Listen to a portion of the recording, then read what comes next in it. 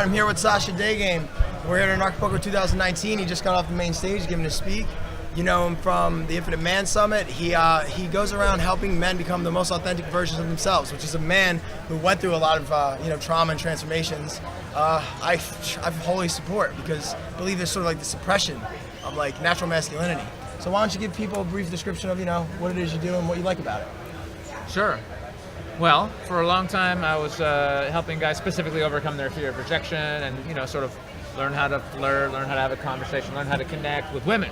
So for like a decade it was just literally running around talking to girls. It was a lot of fun. But after a while it was like, okay, there's more. There's more. What about our health? What about feeling good about who we are? What about living our passion? What about building a business that's in alignment with who we are? So many things, right? There's so many things on this journey of self-discovery, and especially for me, because I had a really tough childhood and a lot of trauma, so I really had a lot to work through to feel good about myself. So now it's really just about being honest with yourself, like really being honest with yourself. Like, who are you? What do you do? Like, why did you come to the planet? What are you here to explore? You know what I mean? Like, what are you doing here? What really excites you about life? And then building a life where you're able to spend the time doing what excites you, so that you can live in a state of joy and abundance all the time.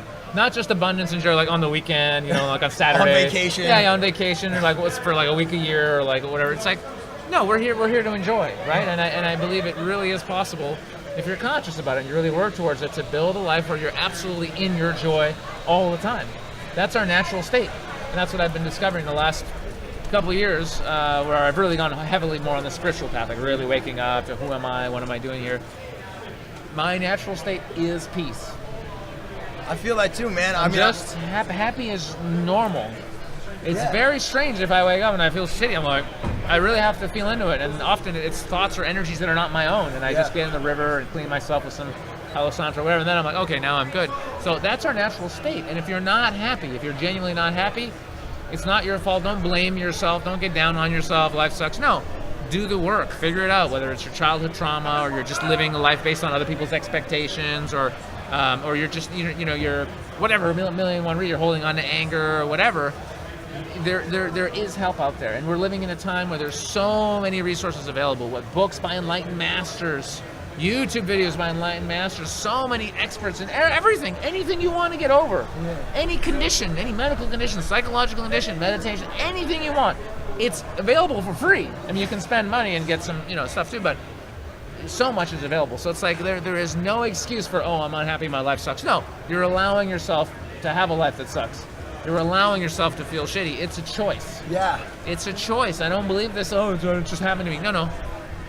Things happen, but how you relate to them, what you learn, and how you apply those lessons to formulate, to become the greatest version of yourself possible, to live that life that you want, man, that's a choice. Yeah, I always said that, man. I remember when I first came to that realization, I was bummed over like a breakup, and I'm just like, oh man, here's another breakup, oh, it's gonna take so long to get over. And I'm just thinking to myself, like, what if I just chose not to be upset about this anymore? And like, I was like, wow, wait a second, I actually can do that. And it was funny, because that had never occurred to me before that. And I was just like, all right, I'm gonna do that. And I just did. So what do you say to the people who really are sort of like, we'll come to them with this sort of stuff, and they'll be like, oh no, you just don't understand, I'm just too depressed, you don't understand depression, you don't understand anxiety. How do you approach people like that without, like, I guess, making them upset? Yeah, I mean, a lot of people are stuck out there. I get it. I was stuck. Yeah, I was stuck. I've had, like, if people knew my story, they'd be like, what? Like, I'm talking about psychopathic mother who beat the shit out of me, told me I was a piece of shit, told me I'd never amount to anything. Every day of my life, from age like four, as long as I can remember, to like 15 when I ran away from home. And beat the shit out of me every day, hit me with boots, threw boots at my head, threw any objects at my head. Literally, like, she was so psycho, she would yell at me and her face would turn beet red like a demon had taken over. And I muscle tested it recently. There were multiple demons in that woman, multiple. So that was me for my entire life. No love, no father figure, nobody to protect me, just absolute shitstorm. So I had no reason to think I was good or that I was cool. Kids thought I was weird and didn't want to play with me. So I was absolutely alone with nothing. Right? And I had to find my way. So if I can get out of that, and I was homeless for a month, freezing my ass off in brutal Canadian winter, until I got off the streets. So that's where I came from. You know what I'm saying? So and I got guys who's like, oh yeah, like my job sucks and whatever, and I just play video games and I don't know how to get a girlfriend. I'm like, dude, what are you talking about? You can do anything you want to, right? But you just got to take responsibility. Just accept one concept. You are the creator of your reality. There's no one else. There's no one pulling the strings. It's absolutely 100% you. You can continue to create what you've been creating, which is like mediocrity, being okay, whatever. Or you can go, okay, that's it. I'm going to create something better. And it doesn't have to be overnight, but the process of it is the fun part. The process is the best part. Like once you're balling and you're super successful and you love yourself and you're in line, you're like, oh, whatever. But it's the getting there. That's the journey. Yeah. And everybody's afraid of the journey. Oh, I'm going to have to work so hard. Yeah, effort is normal. Yeah. You're supposed to have effort. But if you're conscious and aware that you're moving towards becoming the better version of yourself, it doesn't have to be suffering. Yes. It doesn't have to be suffering. Yes. Effort is just effort. You have to, if you go to the store to buy like some orange juice, you have to have effort. You got to make your legs walk. You got to take your money out. You got to open the can. Like you have to have effort. Yeah. So don't be afraid of effort. People are afraid of effort. No, don't be afraid of effort. I mean, you know about effort. You're fucking do jujitsu. Yeah.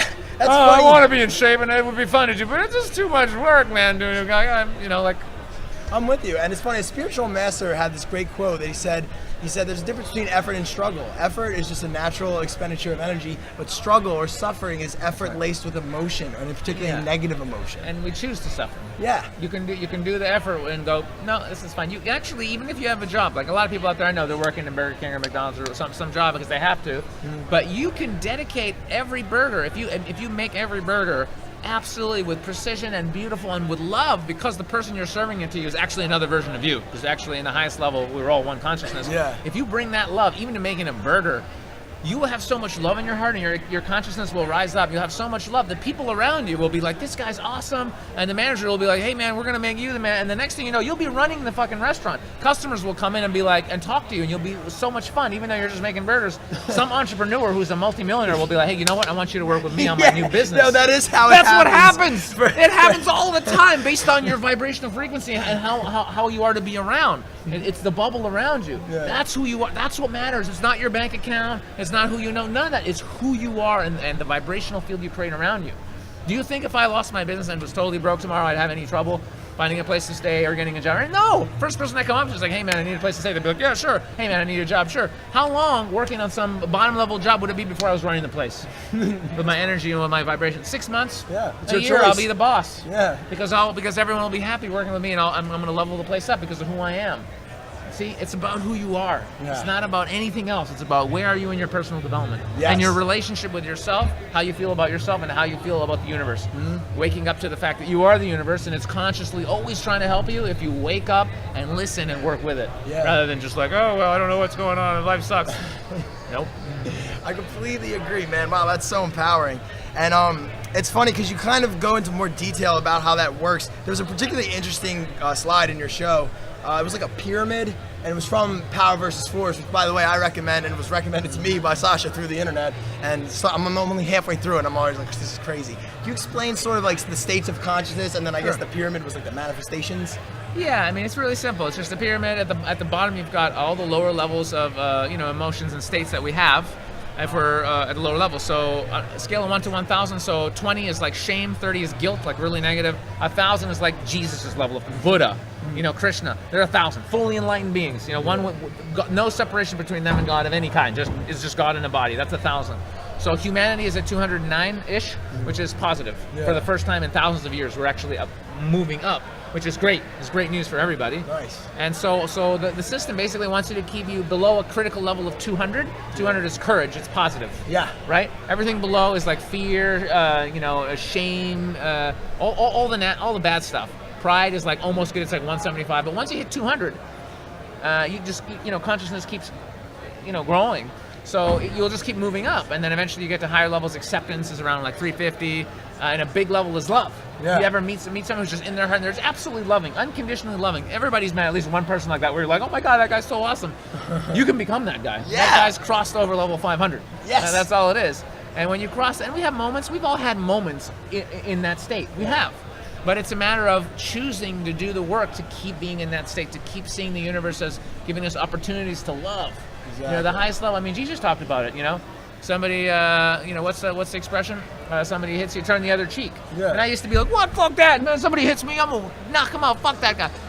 But now it's just like, no, I get it. It's just like if you really love someone as your brother because they're another version of you, if they hit you, you would never hurt them because they're you. Even if they hurt you, you would just choose to love. You forgive them. You forgive them because it's you, and they're lost, and it's okay. Yeah, you see their pain. I remember the moment, dude, because I was a huge fighter before I was a fighter. Do you know what I mean? Like now I train and all that, but back in the streets and shit, like getting in my dealings with alcohol, I was getting in brawls and stuff. And I remember the one time where it finally clicked for me, where instead of seeing this guy who was messing with me as like my enemy, I saw like beyond like that aggression and into the pain that it was like coming from.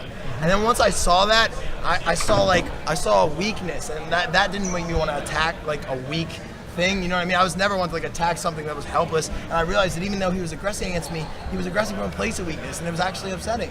And in that moment, I like had compassion for him. And I think that's what you're talking about, moving towards this compassion for all beings, no matter what. You know what I mean? Because if you feed them nothing but love and light, it's like, how can they respond to that? They're being as mean as they can to you, and they cannot kill your smile or your vibe or your heart. And like, to be honest, that's how you create Anarchapulco or whatever, you know what I mean? If everybody's beaming so fucking high that the worst man in the world can't bring them down, then he's just going to join the party, because it's going to be one hell of a party. That's it. That's the party we're headed to as humanity. The consciousness is rising. That's why the forces to be are doing everything they can. And more fear, more scarcity, there's not enough of it. Because they're, 5G, because they need to get people into survival and into separation. So we're all fighting each other. This is what you see with what's going on. Man versus woman, black versus white, transgender, all this, everybody fighting everybody, because if we come together in love, the power structure collapses. Yeah. Because most people are in that, most people, it's just a small number of people who are trying to keep everybody in fear and separation, right? So, yeah, the human family's waking up, slowly but surely. Yeah, so all you need is a bunch of humans, and then that's like, if they're on the page, we can just knock them off the block, you know what I mean? The thing is, we would love them so much that even those people who are hoarding like trillions of dollars would have, and we're all here just surviving, and then we would love them. Even at some point, they'll just be like, oh, you guys really love me. I don't need to hold on to all this money to feel safe. I could just love. It's like a Christmas story. It's like Scrooge. That's what we're living. We're living like there's a bunch of Scrooges and a bunch of like normal folks, and Scrooge believes that power and control and being greedy and holding on that's their safety. Mm-hmm. But eventually, when you merge your consciousness with the divine and the infinite one, and you just realize like actually you're all one, and there's nothing to be afraid of. Exactly. Because you're all of it. Then you don't need to have $5 trillion. You could just keep $1 million or $2 million. Yeah, you'd be happy with a couple million. And you'd be happy with like a hut with a comfy bed and good food and mangoes and clean water. Amen. And knowing the true nature of your existence. No one actually needs more than what the basics. Beautiful. So how do you relate this to like the infinite man? Can you talk about sort of like how you help men sort of like achieve their most authentic and I guess like powerful self? Because I've went through a journey like that literally over the past year. Like once I got back home from Anarchapulco last year, I was so inspired, and that's when all this kind of began. I had experience with martial arts and stuff like that, but that's when I was like, you know what? My life fell apart last year. I lost, my lover. I lost like my family basically. I lost a lot that was like really valuable to me, and I was in a slump. And I was just like, it was another time. I was like, let's make a decision. Let's take on a discipline solely to take on the discipline because it will benefit me. It matters not what the discipline is. And I got into martial arts, and lo and behold, I got to experience all of these high states of joy through it. When I spar, when I fight, when I do that with people, voluntarily, by the way, everybody shows up there. Let's get this guy. Yeah. It's a voluntary interaction. But when we do that, we, on this level, experience this enthralling joy before, after, and everything. And it's because we're conditioning ourselves to just maximize that discipline, and then that allows us to maximize emotional discipline, mental discipline, and then we look around and we're like, we're in paradise. Literally, we're in paradise. I'm looking at palm trees right now, and giant mountains and oceans. And it's just a testament to that sort of energy pattern and how anyone can adopt it, no matter where you come from. So tell me about the Infinite Man and how they can get, learn about it. Yeah, there's always an event coming up. There's always one on the website, infinitemansummit.com. So we're just about to do this one in Acapulco, and then there'll be either a European one or like a North American one coming up after that. Mm-hmm. And we always keep going.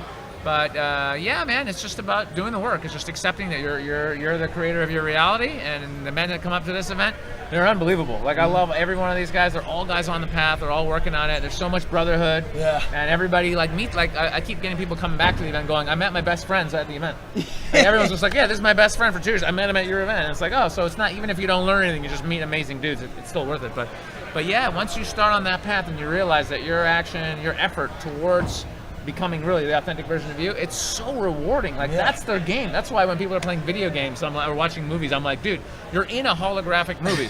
This is not reality. This is just a little, like 80 years of your life, 100 years. What's that? That's this. Yeah. There's a moment. So it's not us. Yeah. It's just a projection of our higher self-consciousness, God consciousness, having this experience. This is the game. You're in the video game. Yeah. Play this one. It has certain rules, right? You know, but play this one and master this one. This is where the real fun is. Yeah. Yeah. That's amazing, dude. Well, listen, we're having a conference in Philadelphia called Anarchadelphia, and I'm going to do everything in my power, whether I have to get Eddie Bravo to literally, like, armbar you here. I'm going to make that happen because you are such a gift to the men of this world who have been, like, chastised for really being men and exploring, like, what it means to be a man. It's definitely a war on masculinity from what I can gather. There's definitely a war on masculinity, but really the war, and I would say to men, don't take it personal because there's a war on everybody. There's a war on everybody. Freedom people, you like anarchists. People want to be healthy. Drugs. I mean, anything you might do to better yourself and wake up. There's a war against it. So don't take it personally. But yeah, on men, they're really ramping it up because strong men, leaders, are the thing that's gonna wake up a lot of other men to actually say no, be in integrity. Like if you're in integrity and the government's like, hey, you're gonna go kill these people, and you'd be like, no. No, I wouldn't do that. Now, if the government was only doing stuff like, okay, there's been a flood and lots of people are drowning, let's all go over there and help those people. Okay, I would do that anyway. You don't have to. I'm already there. You're already there. I don't have to put a gun to my head to go do that. Exactly. If they're putting a gun to your head or threatening to throw you in jail or whatever, it's like, yeah. I think we're coming to an end of that too. I agree, man. Well, Sasha Daygame, Infinite Man Summit. You can check him out. Thank you so much for having this conversation, man. Thanks for being alive, man. Yeah, and thank everybody else for being alive too. Yeah, I mean, we're all alive. We're all together alive. It's a special thing. Yeah, and you are me and I am you. So don't be mean to anybody because you're just being a dick to yourself. Yep. That's right. Cut that shit out.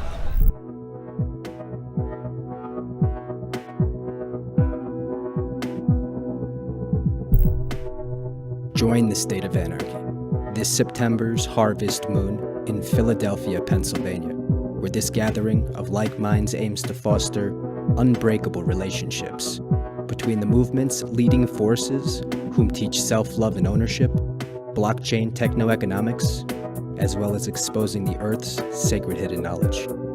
So will we see you there?